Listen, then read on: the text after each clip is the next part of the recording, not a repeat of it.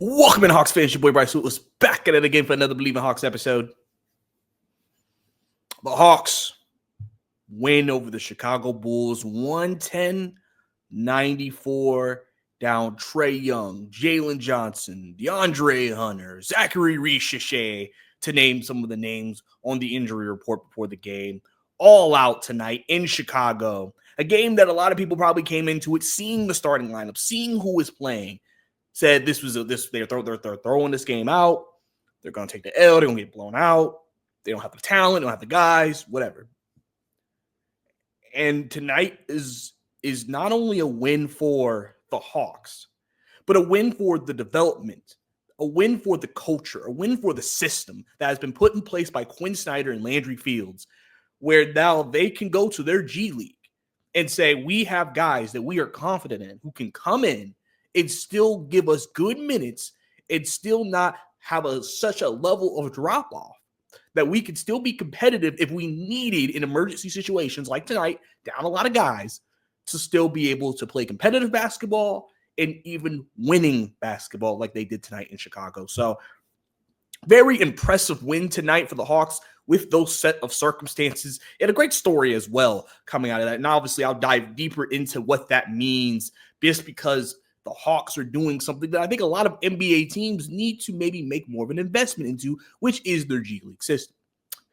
But obviously, like I said, guys, appreciate you guys tuning in to Believe in the Hawks podcast. If you enjoyed this podcast, definitely subscribe to the channel, like the video, and definitely everything on this end, leave a comment. And audio listeners, same thing, leave a rating, leave a review for the pod. Available on all podcast platforms. If you can't watch the video version, you can listen to the audio version. You can catch it anywhere that you want. Believe in Hawks as we continue to grow in the podcast and the brand. But yeah, so like I said, Hawks win 110-94.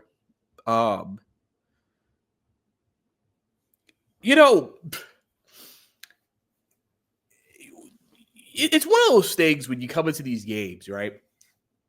And for the Hawks, they have constantly talked about when they hired Quinn Snyder a couple of years ago about development was one of the big things they wanted. I have to continuously bring this up when I mention this. Nate McMillan did not believe in development. He didn't believe. He was not a developer. He is not a guy who you can have young players and say, "Get better. I'm going to help you get better." He expects you to just be good or whatever, improve on your own. But he himself is not making that commitment. And I think that really hurt the Hawks because their team was still young even during the Eastern Conference Finals run. And that's why the team never took another step after that. That's why a lot of players during that time you felt like never really improved because there was never an investment into that. There was not a commitment to that, right? You bring Quinn in, that changes. And tonight is a big reflection of that. You come in tonight, Keaton Wallace has been a guy who has had really good games for the Hawks this season. He was thrusted into duty early in the season because we had injuries to the backcourt. And he has had some games where you could say, hey, Keaton Wallace can play at this level. He's a guy who is a defensive first player who continuously works with his offensive game. And tonight you saw the fruits of that labor. He led the entire Hawks team with 27 points. You probably wouldn't think during this entire season Keaton Wallace is leading the Atlanta Hawks. Maybe in game 82 if the Hawks had a playoff spot clinched up and you need to play guys. But you wouldn't think in a meaningful basketball, down so many guys, Keaton Wallace is leading your team with 27 points. And then,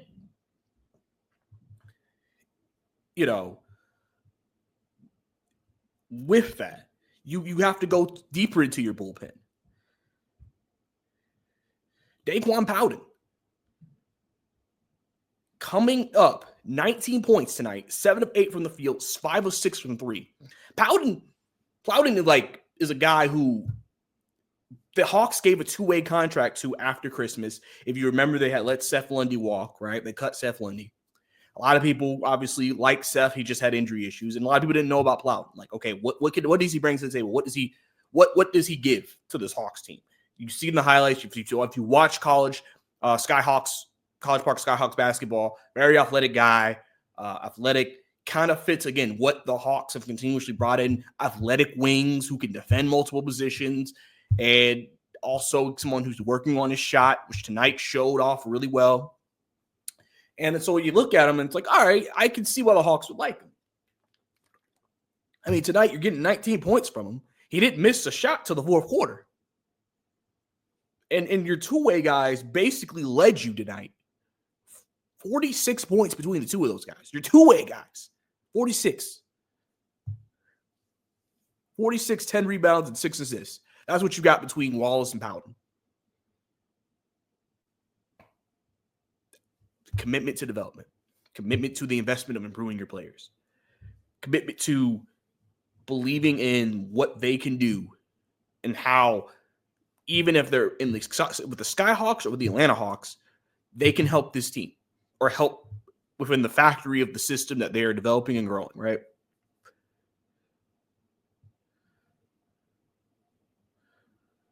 You know, and it just continues to show itself in these games.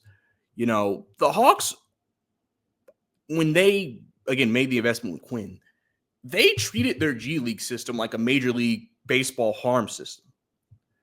They run a lot of the same concepts and the same things that they want to do at the main roster level in the NBA with Quinn.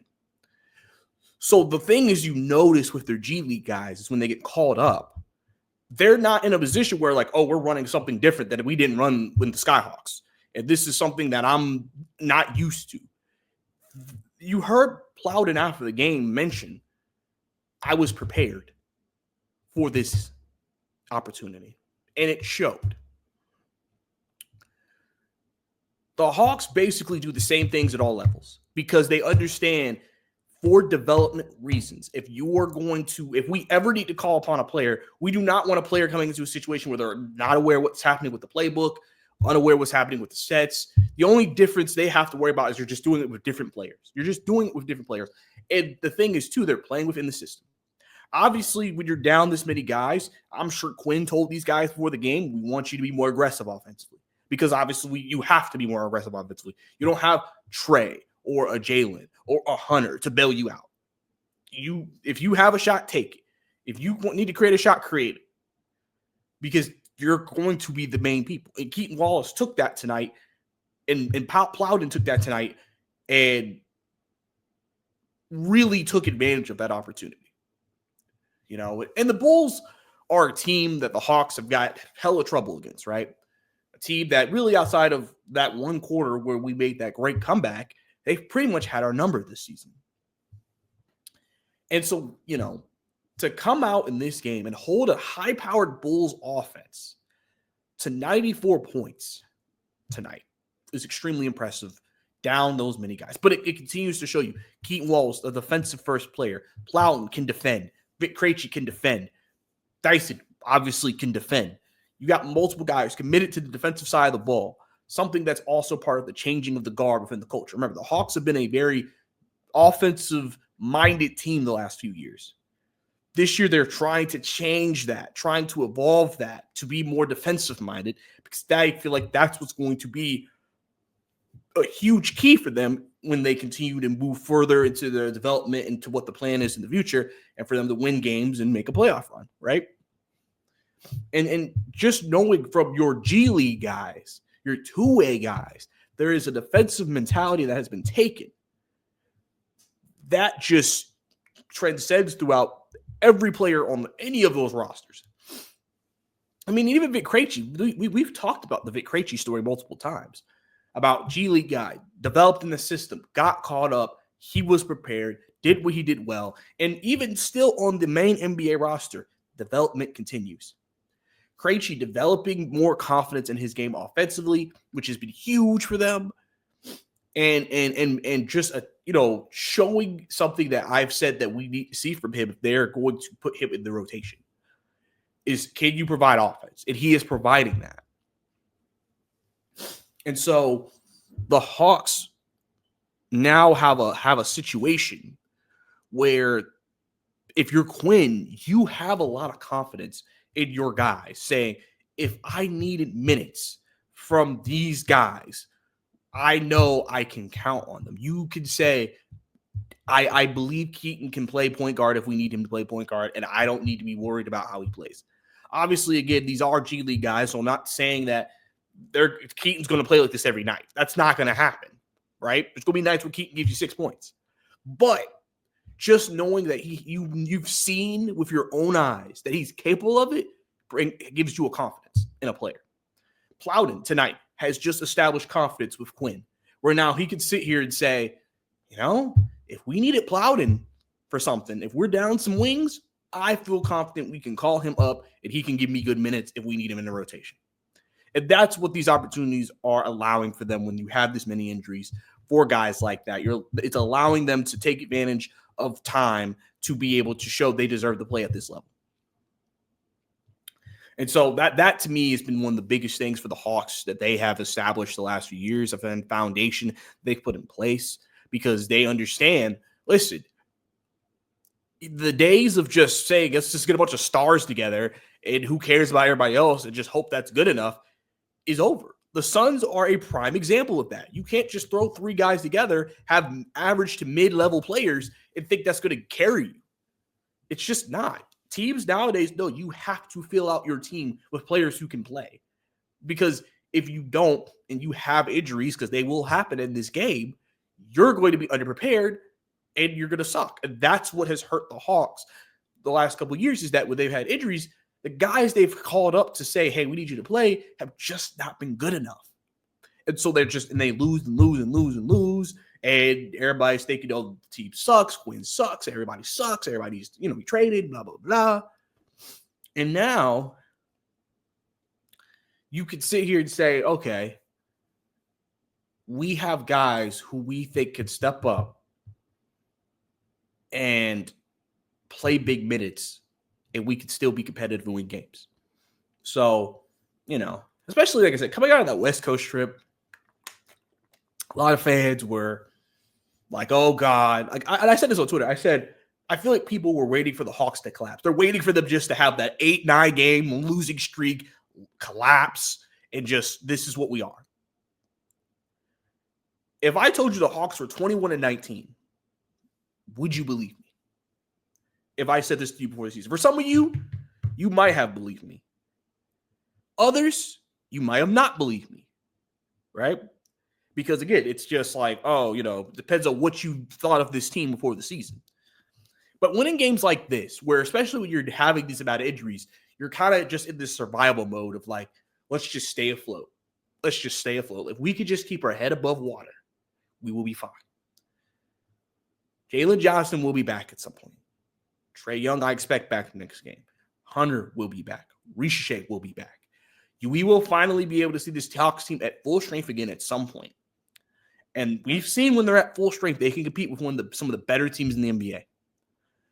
Until then, this is an opportunity for guys like Wallace, Plowden, Krejci, Garrison to have opportunities to play and show what they can do. Right? You have a very tough stretch of games coming up next 3. Boston, Knicks, Detroit, right? Hopefully, you'll have your guys back. We'll see what the 3-game stretch looks like. They're all the next 2 are on the road, and then they go home for Detroit. But really just great performance for those guys tonight. Really great performance from this great team basketball tonight from them overall. So really, really good stuff overall. If we look at some of the stats in the game, Hawks held the Bulls to 44% shooting, 22% from 3, only 6 of 27. They committed 20 turnovers. Hawks were able to turn them over consistently, give themselves extra possession, second chance opportunities, and also fast break points. Hawks had 28 assists to the Bulls 23. Bulls won the overall rebounding battle, but the Hawks won the offensive rebounding battle 14-8 in this game. And so you can kind of see where the Hawks won some of the battles and won some of the key phases of the game that they needed to, with them down so many guys tonight, to be able to win, right? And so, just continuing that growth is extremely important for them. and for the rest of the season. So if you look at it, like I said, Keaton Wallace, 27 points tonight, 6 boards, 6 assists. And then he led all Hawks in plus minus 29 plus on the floor. So when Keaton was on the floor, he was a huge boost for the Hawks. Huge boost for this team. You could see early in the game, confident in his shot, taking shots that were there for him. I mean, 10 of 18, 4-7 from 3. Just kind of really just needed, because you needed someone tonight to give the offense. And in a game like this, you look at the rotation that played, and you're thinking, okay, probably need more from Dyson. He did give you more. You probably need more from, guys that you trust, like a Garrison and a Bogey. And tonight, they really didn't give you that much at all, which I'll get to in a minute. But getting those contributions from a guy like Keaton Wallace just really was huge. And I'm so happy about his growth. I'm so happy about his trajectory, because when the Hawks at some point get rid of Cody Zeller, they have to give they'll have a free NBA contract, full-time NBA contract they can give to someone. And Wallace is a guy who I've said that I think will probably get that contract. I think he has earned it. Obviously, if they give it to him, that gives him a third point guard on the roster. And also, don't be surprised of Plowden. Again, depending on injury situation, if he has to play again, he continues to play this well, he'll be in that conversation. But Wallace, I think, deserves an NBA contract. He showed he could play at this level. And tonight was just a continuation of that. Really, really good basketball from him tonight, and really big needed basketball against, going against guys like Kobe White and, Josh Giddey tonight. And pretty much outplayed those guys. And so big stuff. 38 minutes for him too. Almost, he's basically played Trae Young minutes tonight. 38 big ones. It gave you Trae Young like numbers, 27, 6, and 6. So big time performance from Keaton Wallace tonight. Dyson Daniels tonight, 18 points. Obviously need a little bit more offense from him. That gave you 18. 8 rebounds, 3 assists. It's funny. Somebody mentioned, when Dyson is when they're down multiple guys, Dyson tends to play better offensively, but he doesn't tend to play this way when the starters are there, right? And I've said this before. I've always said this. I've just mentioned this multiple times on the podcast. When Dyson is playing that point guard position, he's a much more aggressive offensive player. And I don't know if it's just when he's playing at the top of the key, he feels more confident in his driving, because that's usually what he's doing in that situation. He's attacking the rim. And so maybe from that 2-guard spot, he's being used a little bit differently, which is now allowing him the same opportunities. But when he's able to play point guard, he's now able to be more aggressive and play a bit differently that allows him to be more offensively aggressive. He went for a poster that he didn't make, but that would have been crazy if he did. 7 of 16 for the field, 1 of 4 from 3. Struggled for the free throw line tonight. But, obviously, he continues to be an extremely important part of this Hawks team, this Hawks identity.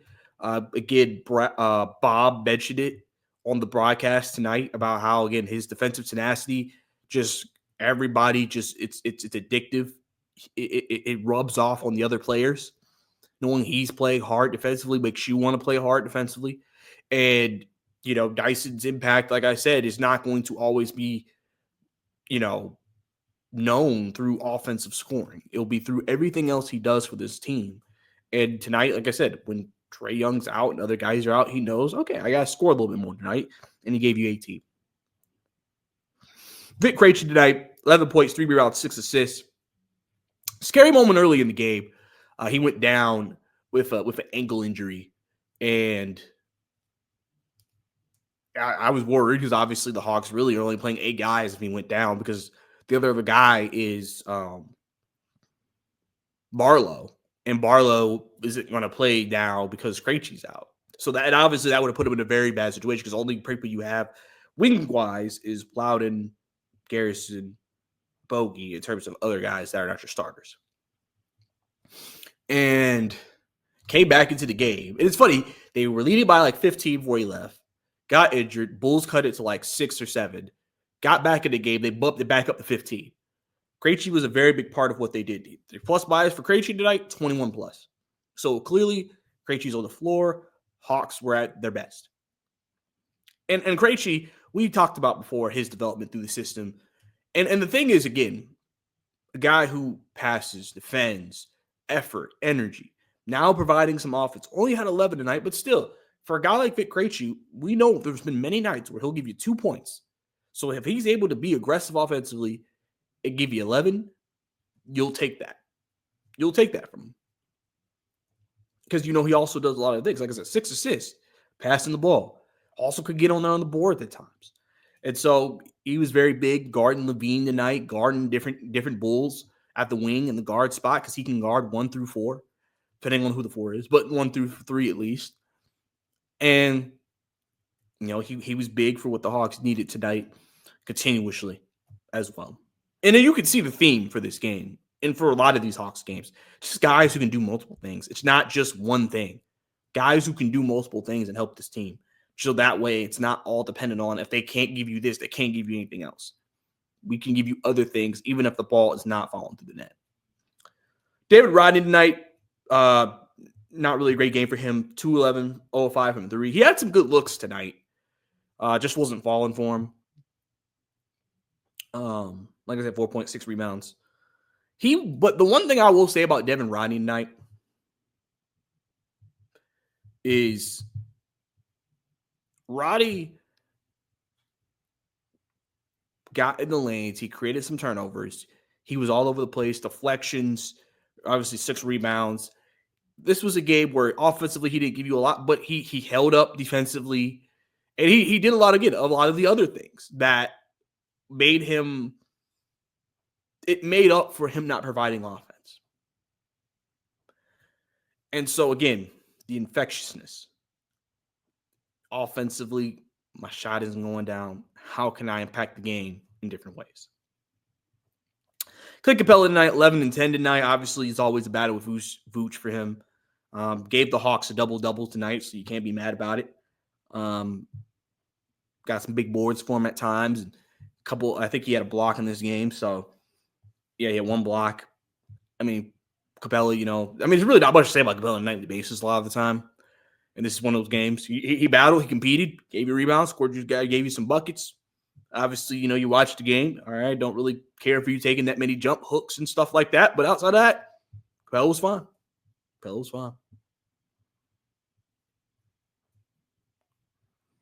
Kongu tonight, another solid game. After a 2020 game comes back, second of the night of a back-to-back, 14 and 13. 7 assists, career high for Onyeka Okongwu as well tonight. Really big stuff from him. And, people were kind of tweeting about, he finally is, playing the way we expected him to play. And I'm like, listen, Kongu has nights where he's going to struggle. And he's going to have nights where he gives you these types of nights. It's just part of it. But I think he showed his value for this team multiple times, the ability to switch, his ability to score. Obviously, even in the Chicago Bulls matchup where they had a big, he held up pretty well. He finished the game. So I think Okongwu continues to go out there, plays like this. Hawks obviously have a great opportunity to win games if you get in this type of production from your backup center. So Okongwu, I think he's fine. He's fine with me. I know some of y'all still doubt him, but he's good with me. Let's go back to Plowden here. Plowden. 19 points, 4 rebounds. Couple of facts about it. With the 19 points tonight, Plowden's 5 triples are the most made 3-pointers in Hawks rookie debut history. Debut through the franchise's history. He also tied for 3rd for the most triples made in an NBA debut as well. So a couple of just notes about his performance tonight. Like I said, you saw the athleticism. He defended. You saw, he was hitting threes tonight. Just really impressive, really, for him. Again, showing how the G League system has kept him prepared and ready to go for these moments. And he came up big for them tonight. And, again, he's asked to guard Levine, asked to guard, Kobe White and other guys at times, depending on if they're switching or not. And, this is just what you want to see from guys. Everybody's saying, hit Dayquan, tonight, man. Because, Dayquan, he was great. He was literally everything you needed him to be tonight and more. Because obviously, a lot of these games, when you watch players like him, you just want to see, okay, is he going to be overwhelmed by the moment? Is he ready for the moment? And he showed he was ready for the moment tonight. And so, really big performance from him. Again, I don't know if this is something that we'll have to see what the wing situation is going into Boston. It'll be interesting to see if he travels with the team. Obviously, if they get guys back, then he probably won't play, but it'll just be interesting to see if he travels with the team or he goes back to the Skyhawks. But really big performance tonight. Needed everything you could get from him. Sharpshooter, defender. Again, Hawks DNA, I guess, is what Daeqwon had tonight. You saw the Hawks DNA, and you saw how he continued to just impact the game whenever he was in the game. And he ended up finishing the game because of that. Think about it. First NBA debut. Because Quinn makes that decision as the game goes on. Okay, who should I finish with? Usually with the starters is more self-explanatory. Trey, Dyson, Jalen. You just try to figure out your center position. And then usually Hunter. Tonight, try to figure out through all the guys you're playing, who you finishing with. The fact that Plowden was one of the guys that he wanted to finish with tonight shows you the way he played tonight really impressed Quinn. Now let's talk about Garrison and Bogey. So both of them had off nights tonight. Both have struggled. Obviously, Bogey's struggles have been more documented. A lot of people are like, oh, God, Bogey looks really, really bad. A lot of people are not very confident in the shot right now that Bogey's putting up. He's had some struggles offensively, clearly. That's impacted him. Obviously you want to see more. This was a game that you would feel like, okay, if the Hawks were going to win this game, you needed more from Bogdanovich. They were still able to get enough out Bogdanovich, giving them a lot, but obviously it's something that people will continue to monitor. Trade deadline is coming up. People are going to start bringing up his name. Someone asked, is Bogdanovich's trade value still high? At the end of the day, guys, regardless of how he's played, NBA teams look at Bogey and know what he brings to the table and knows they can help them. So he will still always have suitors if the Hawks want to go in that direction. But right now, I think when you're the Hawks, you're trying to just see, okay, we have more of a history of good play from him than bad play. And I think the Hawks are going to believe he will get out of the slump and he will get himself right. And they'll continue to, each game will be another chance for him to get himself back in the right direction. Garrison tonight, again, another guy that you thought, okay, if Garrison can give them some buckets tonight, that'd be big. He didn't make a single shot tonight. And that's why this is also impressive that technically only 7 guys, really only 6 guys tonight scored at double digits. Roddy, Garrison, and Bogey scored a combined 10 points between the 3 of them. So you really had 6 guys tonight who did any type of scoring for you to win this game. And obviously, like I said, moving forward, you want to see more from them, clearly. And we'll see how they continue to go as the season goes on, and if especially Bogey can get out of the slump. But like I said, guys, Hawks win 110-94. Development wins tonight. Culture wins tonight. Identity wins tonight. Hawks steal this game. Go with 21-19. I have to wait for the standings to update to kind of figure out where the Hawks now land. As you've seen, the NBA, it's very stacked between 4 and 9. So, it's a very, tightly contested thing. Right now, they're tied for 9th with Detroit, but 9th goes to Detroit because they have the 1 win over the Hawks this year. They they obviously play again in a couple of games, so that could be a big game for tiebreaker reasons. Obviously, Heat 7th, but they have 1 less win and 1 less loss. But in terms of 5 through 9 outside of Miami, all of them have the same amount of losses in 19. So very contested, highly contested Eastern Conference right now. Hawks right in the thick of things. Big win for them tonight. Big win for the two-way guys, Wallace and Plowden. Really excited to kind of see what happens moving forward. and kind of, and like I said, get some good vibes going for this team. As you know, you go into the World Champions place, you're tied 1-1 in that season series. Let's see how the Hawks do. See who comes back in place, and let's see if the Hawks can, steal another one in Boston. So really, really big game for them tonight, and really proud for the guys. Really happy for the guys overall. And you saw Trae Young after the game talking about Dayquan, talking about Keaton. Always supporting these guys, even if he's not there. And like I said, another good win for the Hawks overall. But I think that's about it for me in the Believe in Hawks podcast. And I appreciate you guys tuning in for another episode. If you enjoyed the episode, subscribe, like the video, leave a comment down below about comments, things you saw from the game yourself that you want to mention. Follow me on Twitter at Bryce_2K. And this podcast is available on any podcast platform, Believe in Hawks. Definitely check it out any way you can. Big win for the Hawks. Let's go. It's your boy, Bryce Lewis. We'll see you next time.